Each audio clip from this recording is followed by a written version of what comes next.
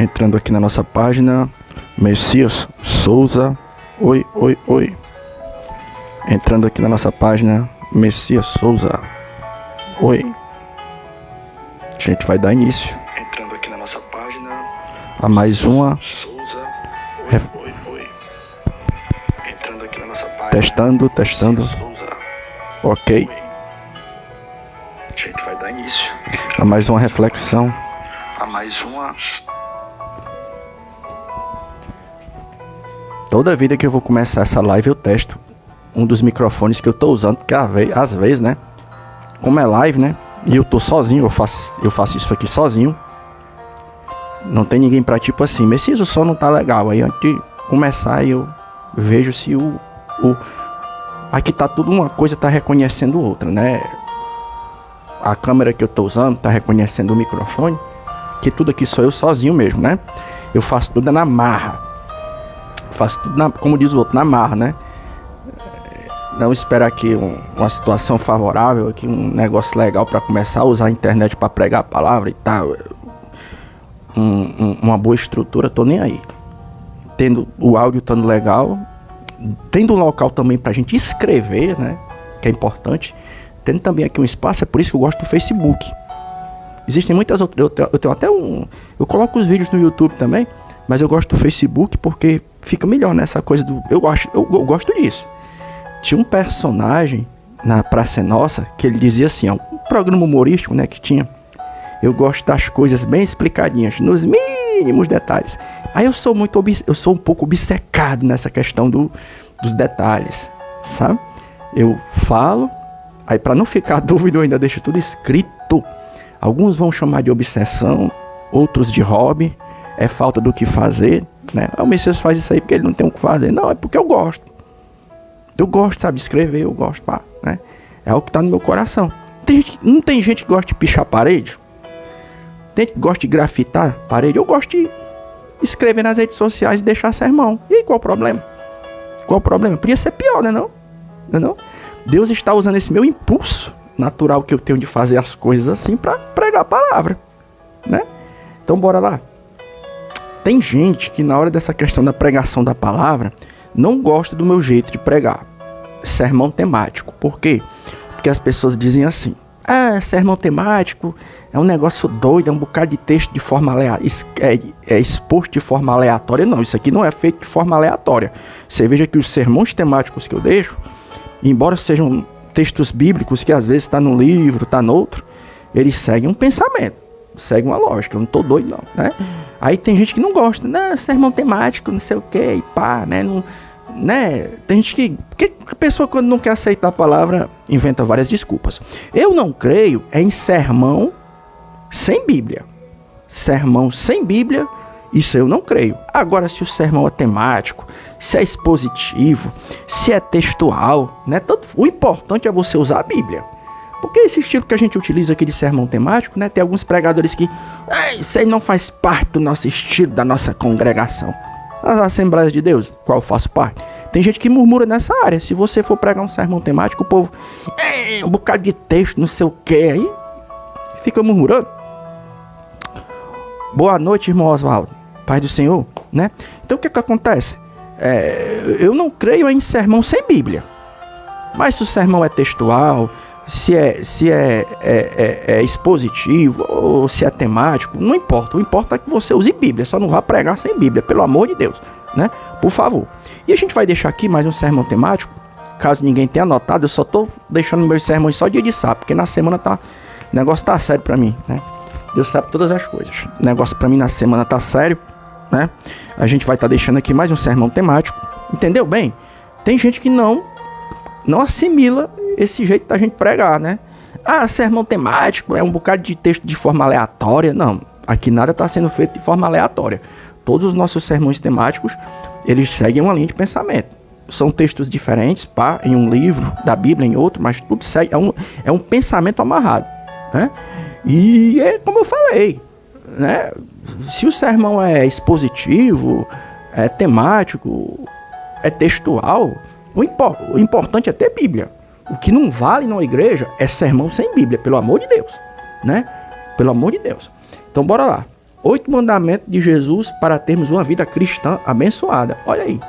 É o sermão temático. Parece até aqueles sermões antigos do Silas Malafaia, né? 8 mandamentos de Jesus para termos uma vida cristã abençoada, né? Então a gente vai estar deixando aqui um sermão simples. É uma coisa bem simples, mas é palavra de Deus, né? E foi como eu falei uma vez, né? Às vezes a gente prega um sermão mais simples e o povo, isso aí eu já sabia. Aí eu, pois nem parece, né? Pois nem parece que sabia, né? 8 mandamentos de Jesus para termos uma vida cristã abençoada. Deixa eu só beber um copo d'água, né? Só faço isso, tudo que eu vou fazer agora é bebendo água. É igual lá na empresa. Não posso passar perto do bebedor, lá de onde eu trabalho, que tome água. Eu até brinco, posso adoecer de tudo. Da vista, da coluna, da bacia, mas dos rins eu não vou adoecer não, porque eu bebo água direto. Né?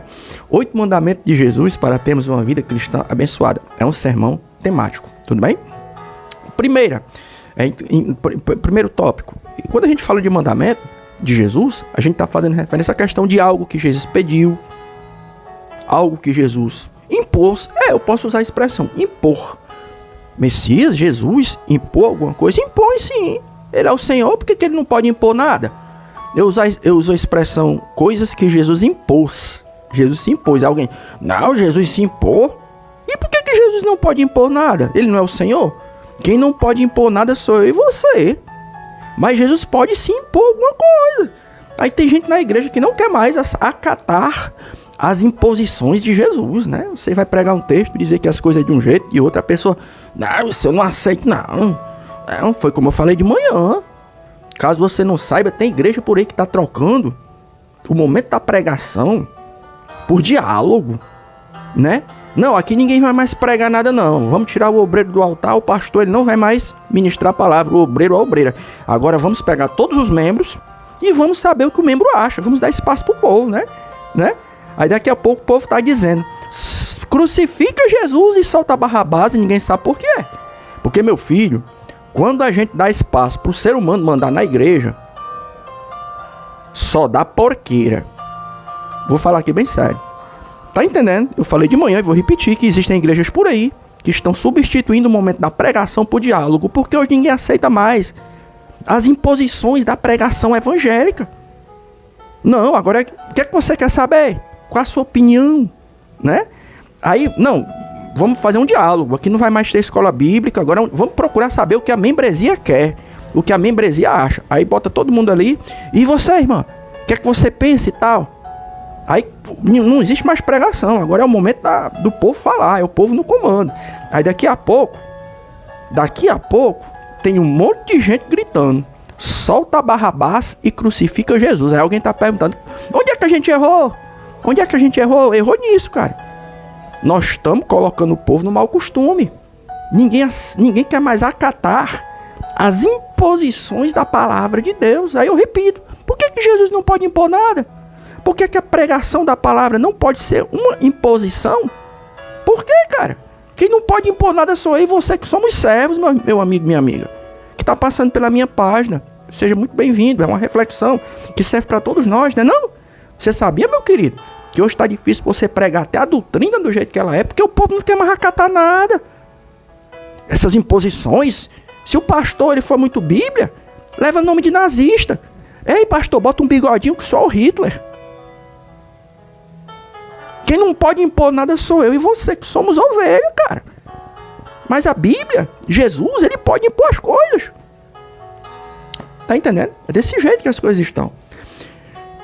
Então, 8 mandamentos de Jesus para termos uma vida abençoada, né, cara? Estamos vivendo tempos complicados, são os tempos trabalhosos, que o apóstolo Paulo falou, né? Pregador hoje não é mais pregador, é coach, né? E não todos, mas tem muitas lideranças evangélicas por aí que quando se toca com o obreiro, ele pensa muito fora da caixa, ele não segue muito o padrão deste evangelho Nutella. É tipo assim, ó, você prega, você não prega. Por que fulano não prega? Por que o senhor não chama fulano? Não, é porque a membresia não acata, a membresia não aceita. Não é porque ele é muito truculento. E os dias são outros. É um evangelho Nutella, sabe? Um evangelho Nutella. 8 mandamentos de Jesus para termos uma vida cristã abençoada. Vou usar a Bíblia, tudo bem? Estou apenas aqui transmitindo a palavra de Deus. Primeiro mandamento de Jesus para termos uma vida abençoada, qual é? Vem e segue-me. Falei para você que era um sermão simples. Mateus 9:9. Primeiro mandamento de Jesus, né? Para termos uma vida abençoada, qual é? Vem e segue-me. Mateus 9:9. E Jesus, passando adiante dali, viu assentado na alfândega um homem chamado Mateus e disse: segue-me. E ele, levantando-se, o seguiu, né? Então Jesus disse: vem, me segue, Mateus. Alguém vai dizer: não, Messias, isso aí não é mandamento não, isso é pedido. Não, meu filho, é mandamento mesmo. É imposição da palavra de Deus, porque para entrar no céu tem que seguir Jesus. É isso mesmo. Não, Messias, tu está exagerando. Aí Jesus não mandou, Jesus pediu. Vem, segue-me. Mateus 9:9. Não, meu filho. Eu posso afirmar, tendo como por base o restante da palavra de Deus, que isso aqui é mandamento. Por quê? Porque para entrar no céu tem que seguir Jesus. Não é ficar parado ali com cara de... Né, tá entendendo? Cara de tacho, não. Quantas pessoas estão hoje se autodenominando evangélicos e evangélicas, mas ainda não tomaram a posição de Mateus? Ainda estão sentados na alfândega. Ainda está sentado na alfândega. Se Mateus tivesse ficado sentado na alfândega como cobrador de impostos, ele jamais teria se tornado o evangelista Mateus. Por que tem gente na igreja hoje que ainda é cobrador de imposto e ainda não é apóstolo? Por que é? Se é que você me entende. É porque não se levanta, não se posiciona. Por mais de uma vez você vai estar vendo Jesus, a palavra de Deus, chegando para alguém dizendo: te levanta, se posiciona. Elias vai chegar para o povo lá no Velho Testamento, o profeta Elias, e vai dizer: por que vocês estão coxando em Deus pensamentos? Se Deus é Deus, seguiu. Se é Baal, segui Baal. Está coxando em Deus pensamentos. Jesus, Deus, chega para Jonas, o profeta, e diz: te levanta, vai pregar na cidade de Nínive. Não é não? Quantas pessoas hoje, cara, está nessa situação ainda de não ter se posicionado, não está se posicionando, né? E a Bíblia diz que no reino do reino dos céus tem que ser sim, sim, não, não. O que passa disso é de procedência maligna. Quando uma coisa não é nem sim nem não, é o que? É dúvida. Ele ainda está na dúvida. Está na igreja. Às vezes está até ocupando uma função, mas ainda não se levantou. Tu entende? É um paradoxo, Messias, isso que tu está falando. Existem pessoas que estão ocupando cargos na igreja, mas ainda não se levantaram como Mateus. Cara. O homem deu uma posição, algo para ele fazer no reino de Deus. Mas ele ainda não se levantou. Ele ainda é cobrador de impostos. É obreiro, mas ainda é cobrador de imposto. É obreira, mas ainda é cobradora de imposto. É diácono, mas ainda está na mesma situação de antigamente. Não se levantou, não. E Jesus disse: Mateus, vem, me segue, cara. Toma um posicionamento. Se tu quer entrar no reino dos céus, vamos virar apóstolo, me segue. Agora, se tu não quer, continua como cobrador de impostos. Messias, qual é o primeiro mandamento? Né? Eu não estou aqui para fazer arrudeio, não, velho. Eu fico muito solto aqui na minha live, porque aqui eu não estou correndo risco de ninguém chegar para mim no paletó e puxar. Ei, aqui não cabe esse tipo de pregação, não. Não seja inconveniente, Messias. Só para tu entender o que é ser pregador, cara, ser pregador às vezes é ser inconveniente. Já parou para pensar? Estevão chega para os caras, para uns sujeitos que idolatravam o templo e diz, né? Deus não habita em templos feitos por mão de homem. Ah, parou para pensar nisso? Você chegar em um contexto em que as pessoas estão idolatrando o templo, uma construção, e abrir a boca e dizer Deus não habita em templos feitos por mão de homem? Alguém deveria ter chegado para Estevão e dizer: Estevão, não prega isso não, cara. Tu vai dizer que Deus não habita em templos feitos por mão de homem? Nesse contexto, tu está sendo inconveniente, Estevão. Por que hoje a unção está saindo? Por que hoje você não vê mais ninguém com unção de pregador? É todo um povo, é um povo morno. Sabe por quê? É porque a gente está procurando conveniência. Isso aqui eu não prego, Jesus. Por quê? Porque vai ser inconveniente, não tem nada a ver com o momento. A gente não tem esse desprendimento. A gente não tem mais o desprendimento de pregar a palavra preocupado somente com o que Deus pensa. É um desprendimento, você sabia? É um tipo de desprendimento em que eu prego, eu falo preocupado unicamente com o que Deus pensa. Hoje não, nós estamos presos ao que o homem pensa, ao que uma igreja morna pensa.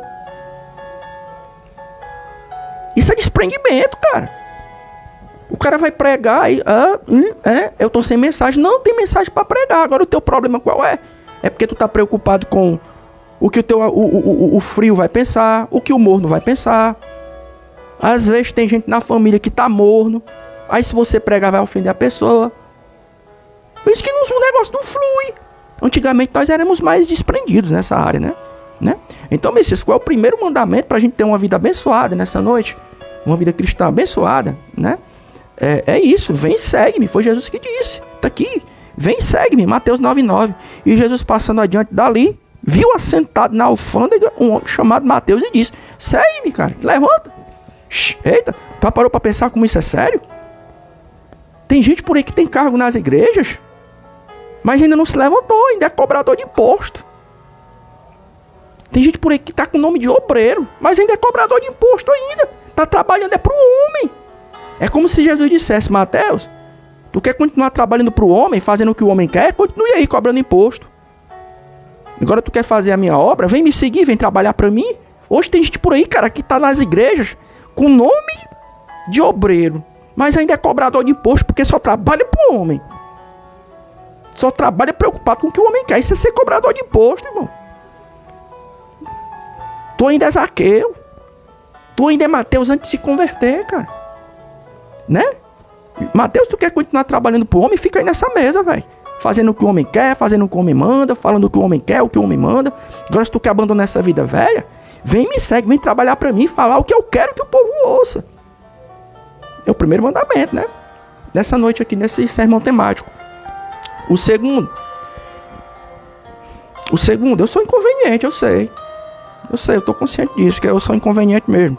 O segundo mandamento que nós iremos encontrar, mas eu sou inconveniente, mas sou bíblico. Isso você não pode negar. Eu não sou maçom, não sou macumbeiro, nada contra quem é. Meu negócio é Bíblia. Não estou dependendo do que a arquidiocese vai dizer. Estou aqui com o celular, ó. Eu não recebi nenhum ditame da arquidiocese. Não, as pregações agora têm que ser padronizadas. As pregações têm que ser padronizadas. Neste mês tem que seguir um padrão. Aí se Jesus mandar falar a respeito do arrebatamento da igreja, eu não posso pregar a respeito do arrebatamento. Por quê? Porque é tudo padronizado. Tu duvida que vai chegar essa época? Eu não duvido não, dentro das Assembleias de Deus. Nós vamos depender dos ditames da arquidiocese. Tu duvida? Que para poder pregar, tu vai ter que ser uma pregação padronizada. O que é a padronização? É igual na igreja católica. O padre não pode pregar nada fora daquilo que a arquidiocese diz. Senão ele é excomungado. Bora lá, Messias. Encher de água essas talhas. É o segundo mandamento que nós iremos encontrar nesse sermão temático. Encher de água essas talhas. João 2,7. E disse-lhe Jesus: enchei de água essas talhas. E encheram-nas até em cima. João 2,7. O segundo mandamento para se ter uma vida abençoada nessa noite é esse. É isso. Enchei de água essas talhas. Ou então, faça a sua parte. Você pode dizer isso também. Faça a sua parte. Por quê? Porque a Bíblia diz que quando faltou água, aliás, faltou vinho no casamento de Caná da Galileia, e Jesus ficou sabendo por meio de Maria que o vinho tinha acabado, Jesus transformou água em vinho. E como foi que Jesus operou aquele milagre? Havia ali uns recipientes vazios, né? E Jesus disse: enche esses recipientes aí, essas talhas com água. E depois que encheram os recipientes, até a tampa, até o final, até a borda, Jesus transformou a água em vinho. Entendeu a linha de pensamento aí? Você quer ser abençoado nessa noite? Faça a sua parte. Porque Jesus só transformou água em vinho depois que alguém foi e fez a sua parte. O que? Transformou, encheu as talhas de água. Às vezes nós estamos querendo ver Deus operar sem fazermos a nossa parte. Você quer ver água transformada em vinho? Faz o que Jesus mandou, enche os recipientes com água. Não, o cara quer ficar de braço cruzado. Não quer orar, não quer ler Bíblia, não quer buscar o poder do Espírito Santo de Deus. Aí a gente fica se queixando. Por que Jesus não transformou água em vinho ainda? Cadê esse Jesus que faz sinais? Cadê esse Jesus que opera milagre? Eu só estou vendo parede na igreja, eu só estou vendo luxo. Mas eu não estou vendo o poder de Deus. Por quê? Por que a água ainda não se transformou em vinho? Talvez seja por isso. É porque eu e você não estamos fazendo a nossa parte. Talvez seja por isso. Messias, eu estou aqui numa festa. Eu estou vendo todo mundo nessa festa. Eu estou vendo os convidados. Estou vendo o templo bonito e ornamentado, mas não estou vendo o milagre. Eita! Meu Deus, você já parou para pensar? Você está numa festa de uma igreja, uma festa evangélica. E você vê os convidados, você vê todo mundo, você vê os músicos, você vê a orquestra, você vê o templo todo ornamentado, mas você não vê o milagre. Por quê? Talvez seja porque a gente não está fazendo a nossa parte. A gente já deveria ter feito alguma coisa. Jesus disse, eu vou transformar água em vinho depois que vocês fizerem alguma coisa. Pega esses recipientes e encha com água. Depois que vocês fizerem a parte de vocês, a parte humana, eu faço a minha. Tu já parou para pensar que talvez seja por isso? É muito convidado, é muita festa, é muita pompa, mas está faltando milagre. Por quê? Porque talvez tenha algo que você ainda não fez e eu não fiz. No casamento das bodas de Caná, tinha tudo. Tinha convidado, tinha o noivo, tinha a noiva, tinha todo mundo já. Tinha a pompa, tinha a glória humana, mas estava faltando o vinho. E Jesus só operou o milagre depois que alguém fez a sua parte, encheu as talhas com água. Talvez seja isso que esteja acontecendo comigo e com você. Nós vamos para os templos que a gente idolatra tanto, né? E a gente fica, olha para um lado, com todo respeito, eu vejo o pastor, vejo a esposa do pastor, vejo o obreiro, vejo o pastor convidado, vejo o coral cantando, vejo a juventude cantando, vejo a irmã com o cabelo arrumado, vejo os obreiros com paletó impecável, todo mundo bonito, mas não estou vendo milagre. Não tem sinal. Talvez por quê? Porque a gente ainda não fez a nossa parte. Tá faltando alguma coisa, meu filho. O negócio tá lindo, lindo, lindo, lindo aí na tua igreja, viu? O templo tá bonito, tá todo mundo cheiroso, o luxo tá daqui. Mas ainda não houve a transformação da água em vinho. Por quê? Porque tem algo que você já deveria ter feito e a gente ainda não fez. Faça a sua parte. Parou para pensar? Negoção, né? Uma festa evangélica tem de tudo. Convidado, membros convidados, todo mundo bonito, cheiroso, cor mais linda do mundo. Mas não tem milagre. Por quê? Porque Jesus disse, meu filho, você quer ver eu transformar água em vinho? Faça a sua parte. Encha aquelas talhas de água. Mas nós somos orgulhosos. Nós não queremos reconhecer que tem algo que a gente está se omitindo. Tem algo que a gente não está fazendo. A festa está rolando sem vinho. Está faltando vinho na festa. Está rolando. Está rolando. Tem pastor, tem obreiro, tem irmã bonita, tem coral bem organizado, todo mundo uniformizado. A festa está linda, mas está faltando vinho. Por quê? Porque talvez tenha algo que você ainda não fez. Tu tá preocupado com as paredes, tá preocupado com a ornamentação, tá preocupado com o luxo, mas tu esqueceu de fazer a tua parte. Algo que talvez eu e você não estejamos fazendo, que tá empatando Jesus de transformar água em vinho. Tá faltando oração, temor a Deus, não sei. Mais joelho no chão, ler Bíblia, sinceridade diante de Deus.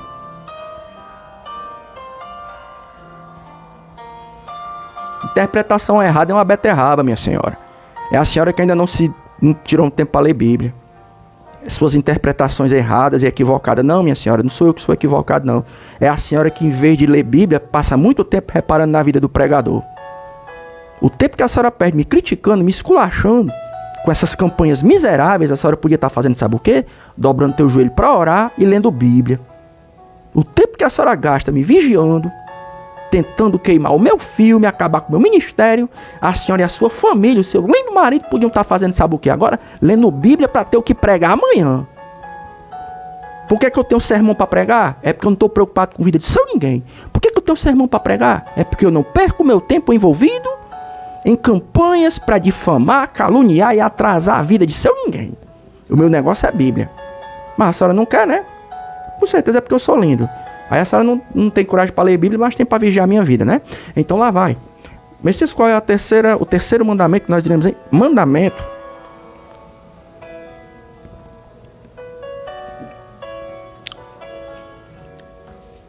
Hoje falaram isso para mim. Messias, tem gente envolvida em campanha para atrasar a tua vida. Se houvesse um empenho, o mesmo empenho que essas pessoas estão empregando para atrasar a tua vida, essas pessoas estivessem buscando a Deus, mim estava tendo um avivamento tão grande aí. O avivamento era grande, era gente sendo batizada no Espírito Santo.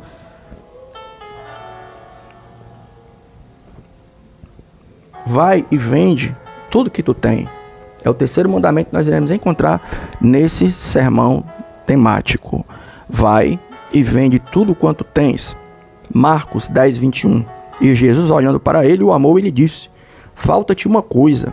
Vai, vende tudo quanto tem e dá aos pobres, e terás um tesouro no céu, e vem e segue-me, né? Fique preocupado, que eu não vou botar você contra a parede e dizer: se tu teme a Deus, pega tudo que tu tem, dá, né? Porque tem umas pessoas que também gostam de tentar os outros, né? Tentar, né? Se tu é crente, por que tu não pega tudo que tu tem e dá pra mim? Né? Fique despreocupado que eu não vou criar uma situação assim não, viu? Fique despreocupado, né? Quando Jesus mandou esse rapaz aqui, ó, Marcos 10, 21, vender tudo quanto ele tinha, era porque Jesus estava provando também ele. O rapaz disse que obedecia todos os mandamentos desde criança. Então, se ele realmente obedece os mandamentos desde criança, ele deveria amar o próximo como ele mesmo e amar Deus sobre todas as coisas. Aí Jesus provou ele: Bora ver, se tu obedece mesmo todos os mandamentos, pega tudo quanto tu tem e dá aos pobres. E Jesus também sabia que ele era um idólatra das coisas que ele tinha, né? Ele era um idólatra. Foi por isso que Jesus olhou para ele e disse: pega, vende tudo quanto tu tem e dá para os pobres. Porque tem gente que pode dar uma de gaiato, né? Ah, eu vou ver se esse crente teme a Deus mesmo. Pega tudo que tu tem e me dá. Não é isso que eu estou querendo dizer. Eu só estou querendo dizer o seguinte: Jesus impôs essa prova para esse rapaz aqui, Marcos 10, 21, porque esse rapaz era um idólatra das coisas que ele tinha. E ele tinha acabado de dizer nesse texto bíblico que amava a Deus sobre todas as coisas. Por quê? Porque ele disse que obedecia todo o decálogo desde jovem. Aí Jesus provou ele, né? Tem gente por aí que é meio precipitado, né? Abre a boca e diz: eu amo Deus acima de tudo.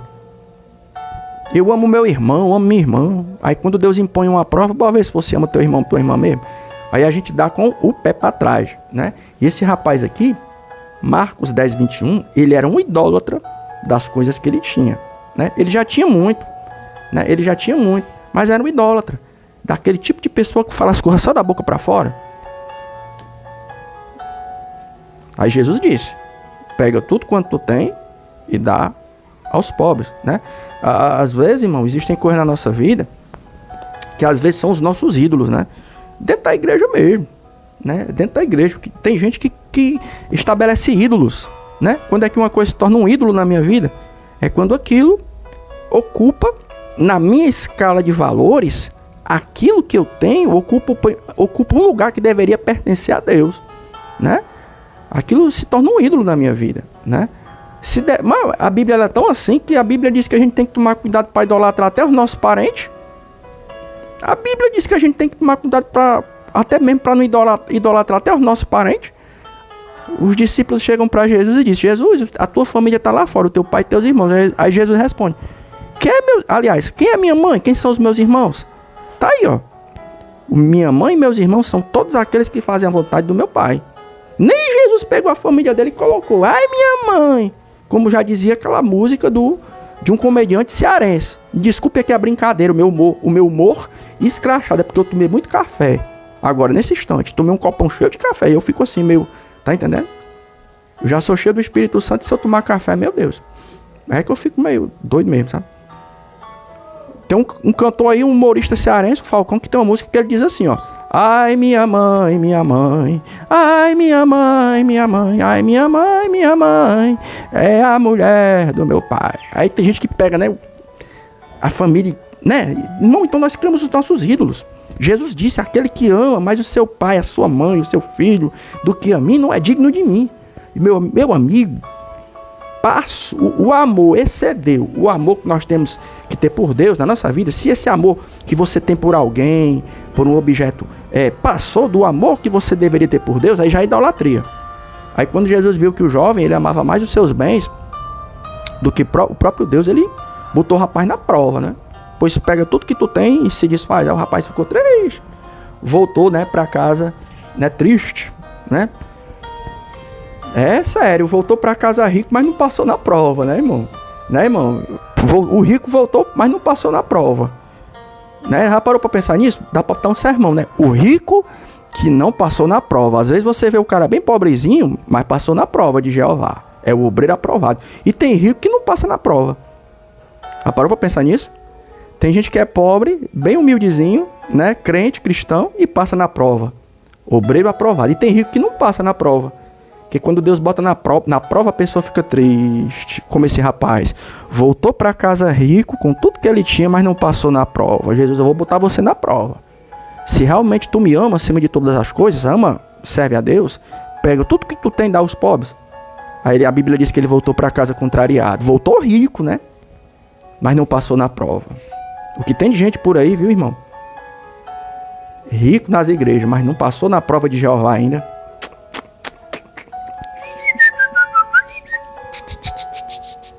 O pastor acha você lindo, né? A pastora acha você linda, porque você tem alguma coisa, né? Não, ela ia abençoada. Não passou nem na prova de Jeová ainda. Tá igual o rapaz aqui desse sermão. Marcos 10, 21. Deus botou na prova, mas não aguentou. Voltou para casa contrariado. Voltou rico, mas não passou na prova. Bora lá. O quarto mandamento. O quarto mandamento, né? Tem um jovem da minha igreja, um filho de um obreiro, que quando ele vai rir, ele vai querer rir assim.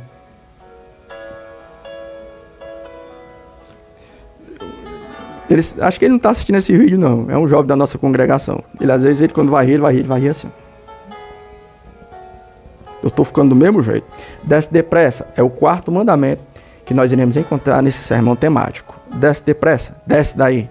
Desça daí, Zaqueu. Desça daí. Desça daí, Zaqueu. Desça daí, Zaqueu. Desça daí. Desce depressa. É o quarto mandamento que nós iremos encontrar nesse sermão temático, intitulado 8 mandamentos de Jesus para termos uma vida abençoada. Lucas 19:5. E quando Jesus chegou àquele lugar, olhando para cima, viu e disse: Zaqueu, desce depressa, porque hoje me convém pousar em tua casa. Desça daí, Zaqueu, desça daí, né? Lucas 19:5. Repetindo. E quando Jesus chegou àquele lugar, olhando para cima, viu e disse: Zaqueu, desce depressa, porque hoje me convém pousar em tua casa. Então Jesus ali, não, Messias, mas foi um pedido. Não, foi um pedido não, foi um mandamento mesmo. Desce daí depressa, cabra, que hoje me convém pousar em tua casa. Jesus né? Não, Jesus ele não impõe nada não. Não, ele impõe sim, que ele é Senhor. O problema é que tem gente que não obedece. O problema está aí. Jesus impõe sim as coisas porque ele é Senhor. Agora ele também não obriga ninguém a obedecer. Desce se quiser. Você quiser continuar na situação de cobrador de impostos, tá sentado na alfândega, pode continuar, meu filho. O problema é seu. Agora, se você quer que a salvação entre na tua casa e a tua vida seja mudada como a de Zaqueu, desce daí, cara.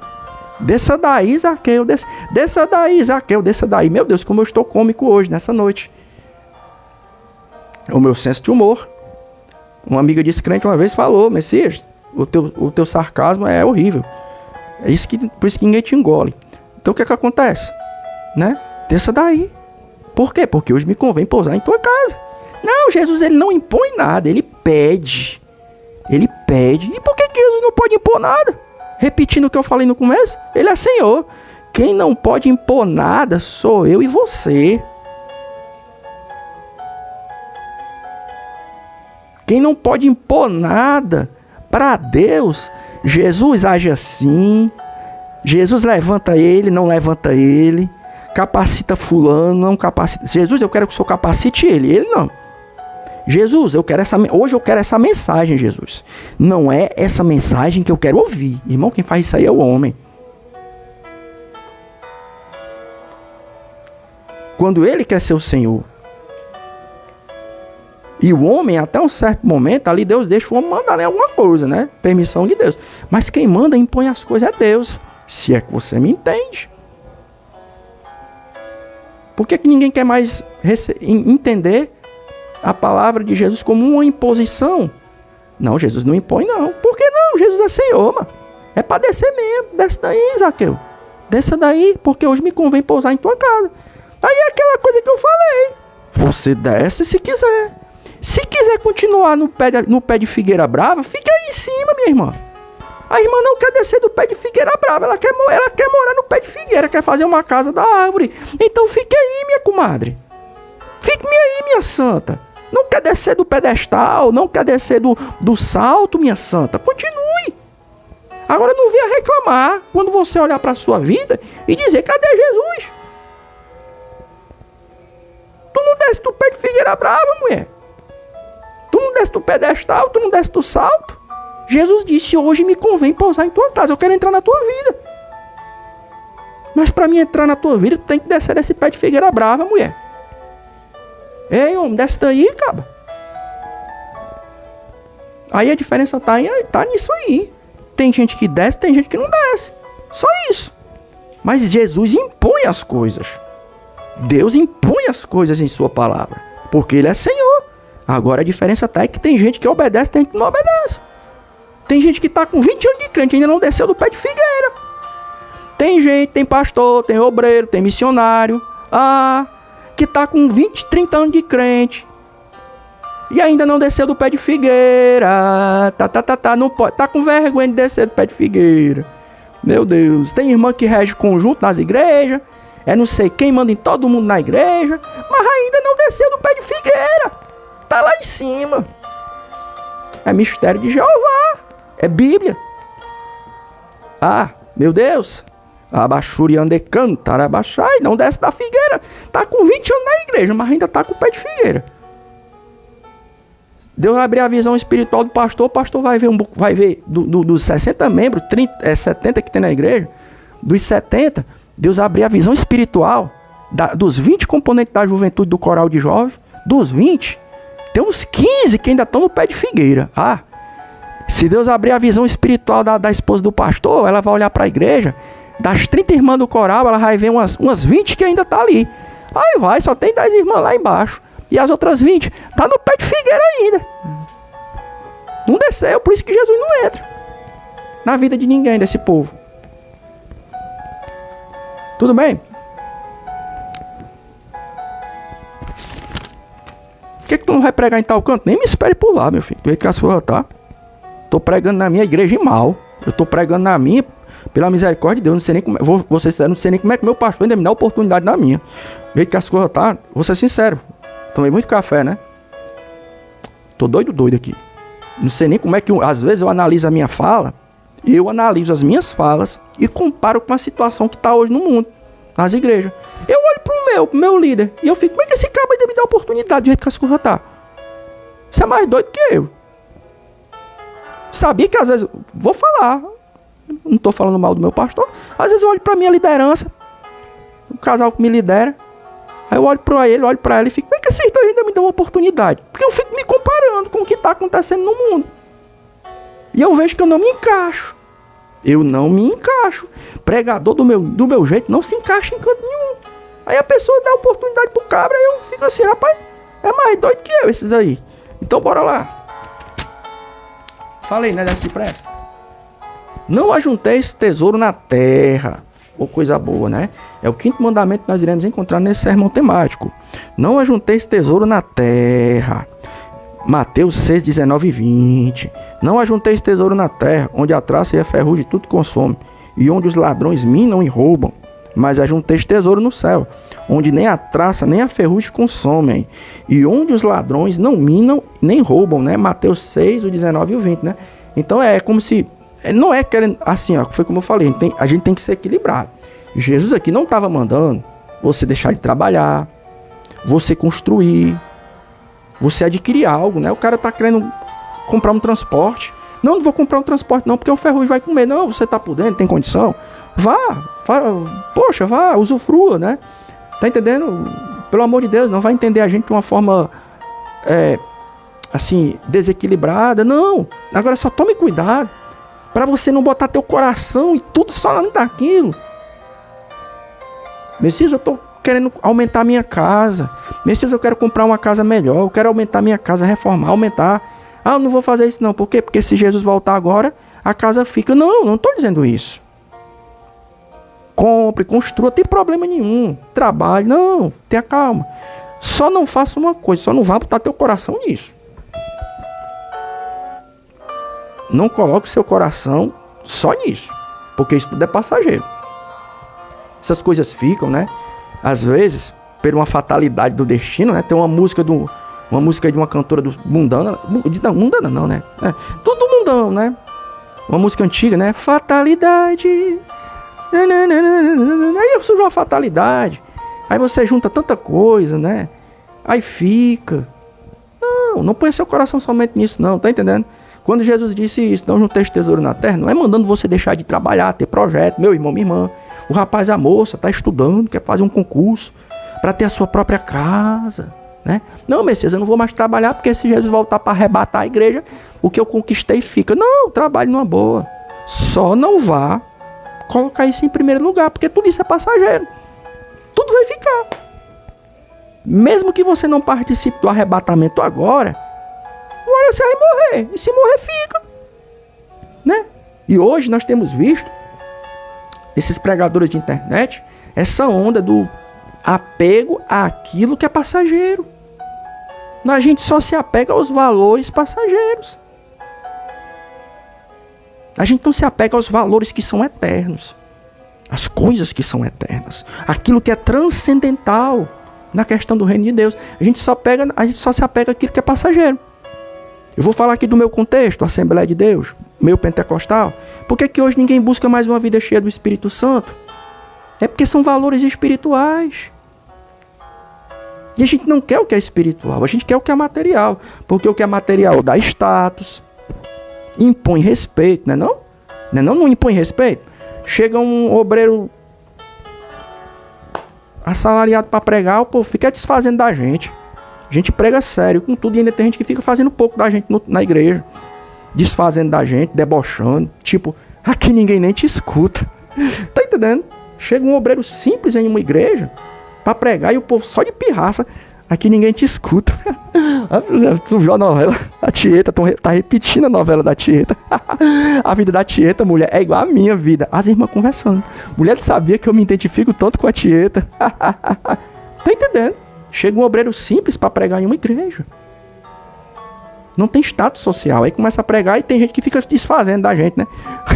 As irmãs ficam conversando, fazendo pouco. Mulher, tá reprisando a novela da Tieta. Mulher, tu não sabe que eu me identifico tanto com a Tieta. A vida da Tieta é a minha vida todinha. Aí chega um ricão. Aí chega o bichão, o ricão, né? O bichão. Aí, silêncio. Por quê? Porque o ricão vai falar. A ricona vai falar. É a ricona. A ricona tem nem chamado, mas é ricona. Vamos respeitar a ricona, que é a ricona que manda aqui, viu? O ricão. Não é desse jeito? São esses valores que a gente, infelizmente, tá dando importância na igreja hoje. Quer que eu repita o que eu acabei de falar? O material, ele dá isso pro ser humano, dá status, as pessoas respeitam, né? Chega um assalariado velho, pobretão pra pregar, tá pregando certo. Aí o povo fica desfazendo da gente, fazendo pouco. E a gente pregando sério, estudando, orou, e o povo desfazendo da gente. E a gente pregando e a pessoa na cara de pau. Eu não dou ouvidos não pra você não. Aí ela conversando, a conversa das irmãs, mulher, tá reprisando a novela da Tieta. Aí a irmã, né, dizendo pra outra, né? Eu me identifico tanto com a Tieta, não sei porquê. A novela da Tieta é a minha vida todinha. E o irmão pregando. Aí a ricona vai falar. A ricona vai falar. E quando a ricona vai falar, as irmãs... Por que, irmã, tanta reverência? É porque a ricona tá falando. Ninguém pode desrespeitar a ricona. Ninguém pode desrespeitar o ricão. Por quê? Porque são esses os valores que a gente se apega. O material. E uma vida cheia do Espírito Santo. Hoje, ó. Tchau. Tchau. Ah, ninguém prega isso na minha igreja. Eu tô nem aí. Tô falando aqui o que é verdade. Calem a boca porque vai falar o ricão. É o ricão. O ricão tem que ser... Deus está usando o ricão. E às vezes o ricão não tem nem chamada. A ricona tem nem chamada. O pobretão tem unção, tem óleo. Mas não tem dinheiro. Então tem mais que debochar e desfazer do pobretão. Agora a ricona fala... As irmãs tudo, ó. Aí fica... Amém. Amém. Amém. Por que vocês estão dizendo amém? Porque a ricona tá falando. E se a ricona fala, todo mundo tem que baixar a cabeça. Até o pastor baixa a cabeça pra ricona.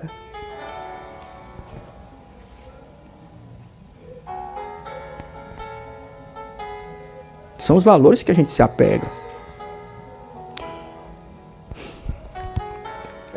Sexto mandamento nós iremos achar nesse sermão temático, né?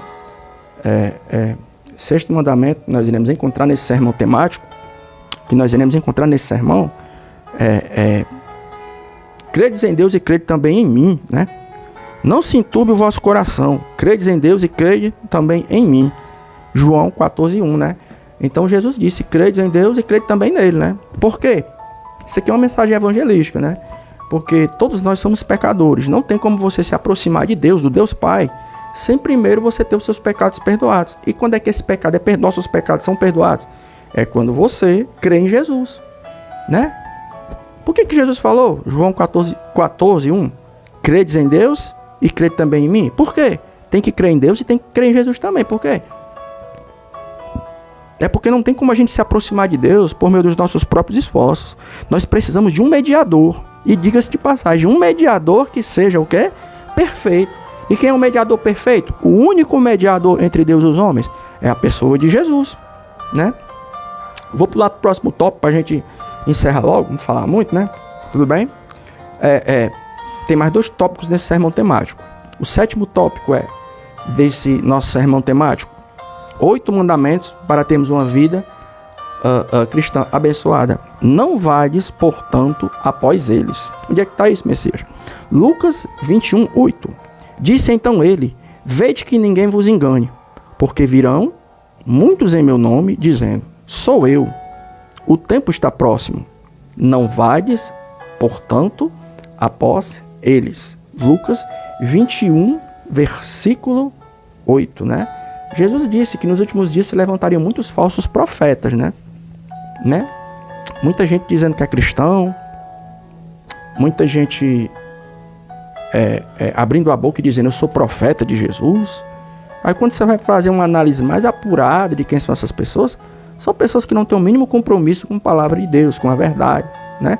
Aí uma vez a gente falou que tem 2 tipos de falso profeta, né?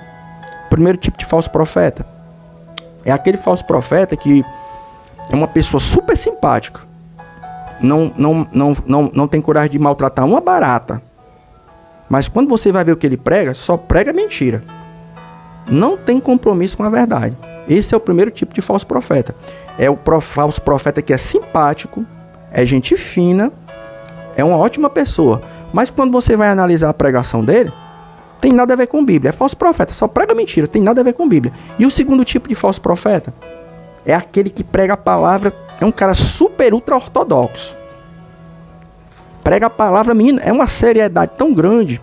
É um doutor em Bíblia, é um doutor. O cara pregando é uma bênção. Tem um conhecimento extraordinário. É um doutor de Bíblia. Mas quando tu vai conhecer ele pessoalmente, resolve tudo no murro, né? Igual a história da irmã, né? A irmã era casada com o irmão. Aí a irmã, todo dia ela chegava com um olho roxo e o outro, né? Um dia ela chegou com o olho roxo. Aqui a gente chama de Ray-Ban, né?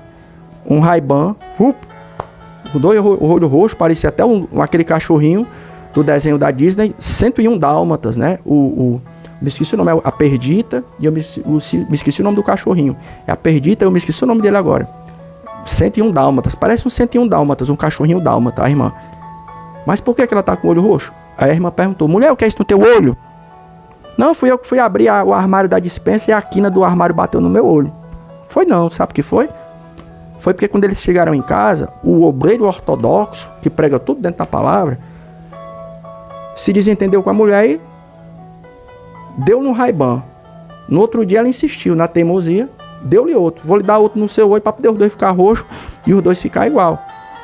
Então existem 2 tipos de falso profeta que a gente tem que tomar muito cuidado. Primeiro, é aquele que é super simpático, só anda sorrindo. Meu Deus. Aí as irmãs, desse aí eu gosto. As irmãs, né? Os irmãos, desse aí é bênção. Não é antipático como Messias. Mas aí quando o cara vai pregar, tem nada a ver com Bíblia. É o primeiro tipo de falso profeta. E o segundo é aquele que prega bem certinho, mas é um verdadeiro lobo. Resolve tudo no murro, na violência. Quando o caboclo desce do púlpito, tem aquele desenho antigo do Walt Disney, do Pateta, o Senhor Motor. Quando ele vem andando numa boa na rua, é super simpático. Quando ele pega o volante do carro, que o carro faz ele transforma no monstro, né, do Senhor Motor, sai atropelando todo mundo, né? Tem gente que é desse jeito na vida, no dia a dia. Quando tá no púlpito, É um gentleman, né? É um cavalheiro. É super diplomata. É diplomático. Aí desse obreiro eu gosto. Obreiro educado. Sabe se postar, né? Ele aí sabe conversar. Sabe dialogar. Mas quando você vai conhecer quem é o cara pessoalmente, se ele não te der um murro, ele contrata um bandido pra te dar um tiro em tu. Tá pregando, não ofende ninguém. Não, eu não vou pregar contra o pecado, porque todos nós somos pecadores. Quem sou eu para apontar o pecado dos outros? Né? Irmão, por que tu não prega contra o pecado? Quem sou eu para pregar contra o pecado dos outros? Todos nós somos pecadores. Quem sou eu para julgar o meu irmão, a minha irmã? Tem gente que é assim, né? O obreiro, você olha, pô, nunca vi esse irmão pregando uma mensagem dura. Aí você pergunta, irmão, por que tu não prega duro igual o Messias? Nós não temos esse direito. Só Jesus pode julgar. Aí é um cara legal. Mas só que quando tu vai conhecer ele pessoalmente, vá contrariar ele, vá. Vá contrariar esse irmão que não prega contra o pecado, não exorta, não doutrina. Vá conhecer ele, vá pisar no calo dele. Se ele não te der um murro, ele contratar alguém para te dar um susto, te pegar no caminho do trabalho, na saída da igreja. Vá! É outro falso profeta. E nós temos que tomar cuidado. Principalmente nesses dias que são dias tão trabalhosos. Messias, para encerrar, Messias. O oitavo. Né? Não é não?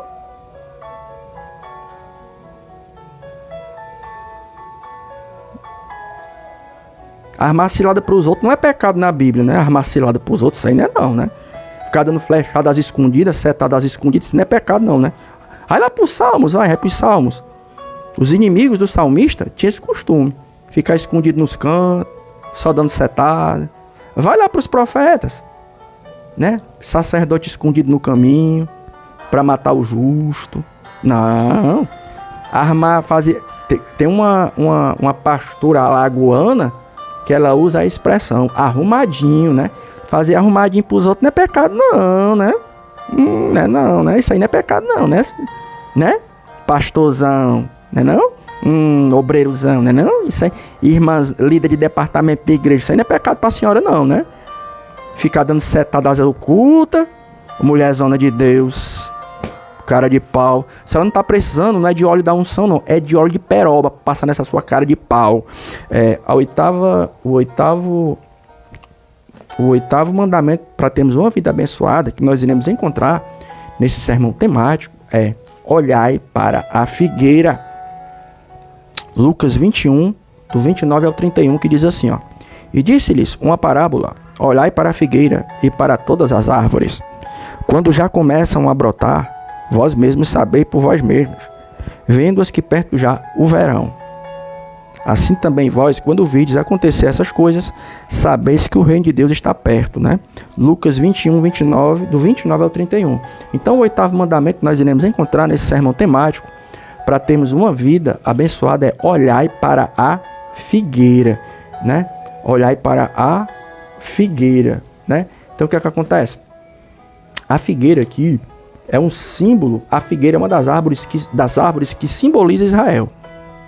Aí Jesus disse: quando vocês virem a figueira florescendo, fique sabendo que já está próximo, viu, o verão. Já está perto porque Jesus tinha prometido que iria voltar, né?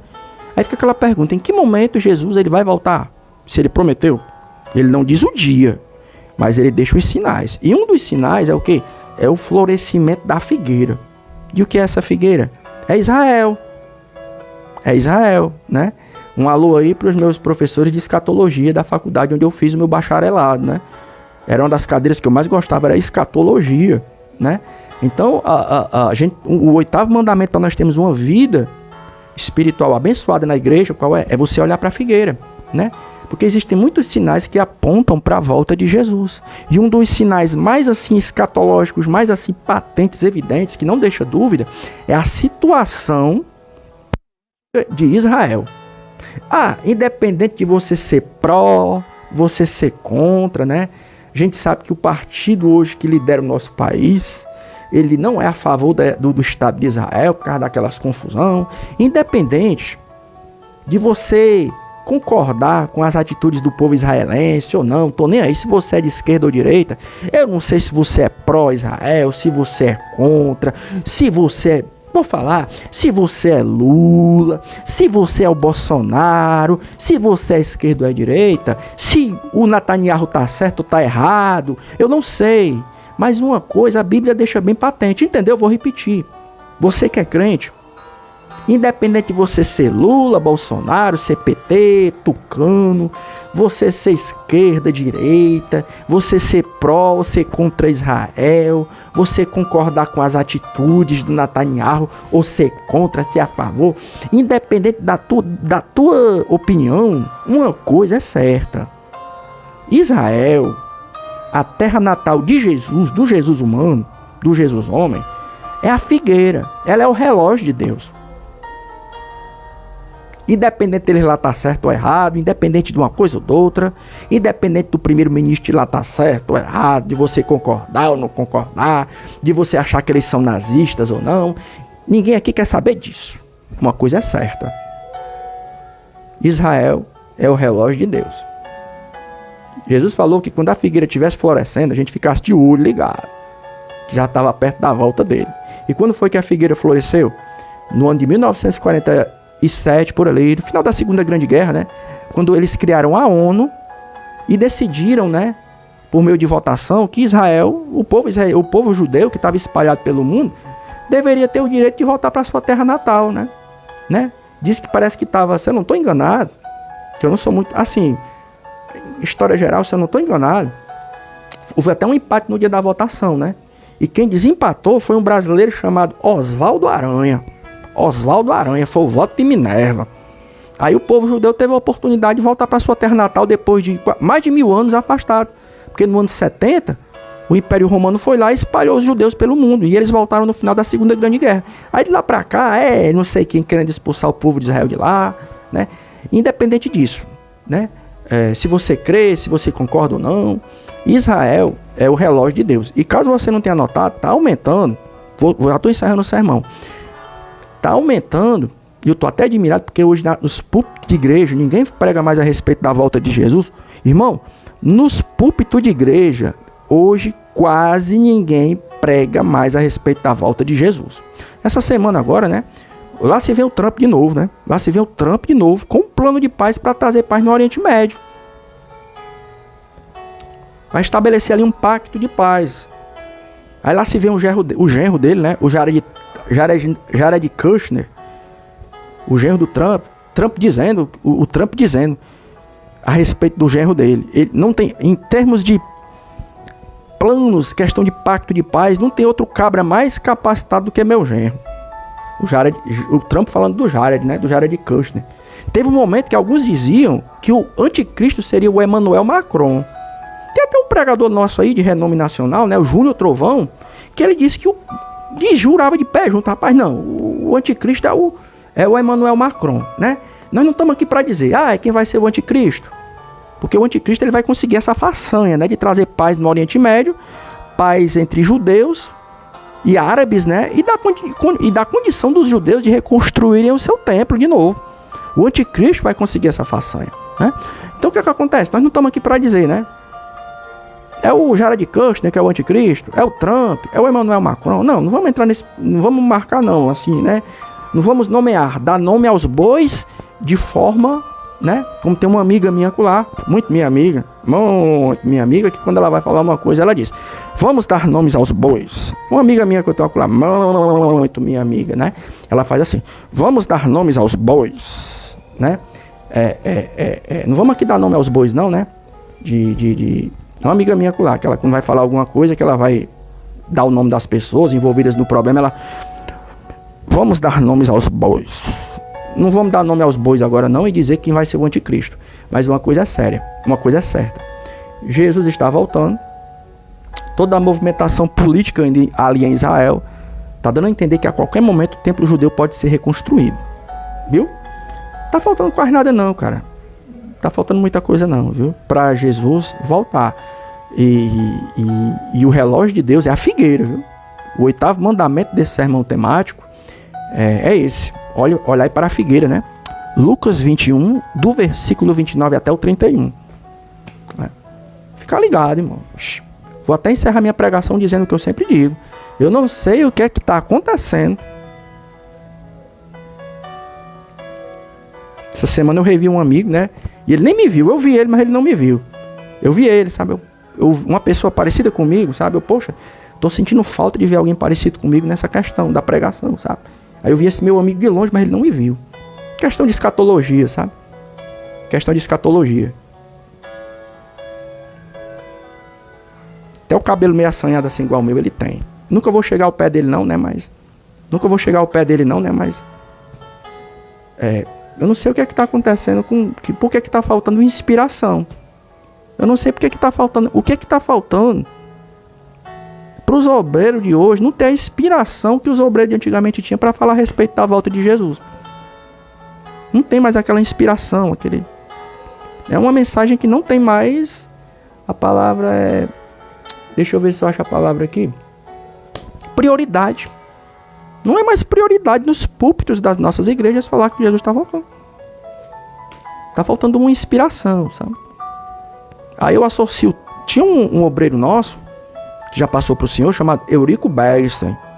Foi um dos maiores comentaristas de escola bíblica dominical que as Assembleias de Deus já teve. O Eurico Bergstein, o menino Cláudio Honor Corrêa de Andrade, que também já passou para o senhor. O Antônio Gilberto, o pastor Antônio Gilberto, né? Eram os gigantes da teologia que nós tínhamos no nosso país, né? E o Eurico Bergstein, ele associava, o irmão Eurico Bergstein, o Eurico, essa questão do... Por que ninguém hoje prega mais a respeito da volta de Jesus? Ele dizia que era falta de unção do Espírito Santo. A partir do momento que a nossa vida está seca, sem a unção da glória, do poder de Deus, pregar a respeito da volta de Jesus, não tem mais inspiração, não tem mais aquele ímpeto, aquela... Tá entendendo? Então, encerrando aqui, 8 mandamentos de Jesus para termos, né, uma vida cristã abençoada. Tchau.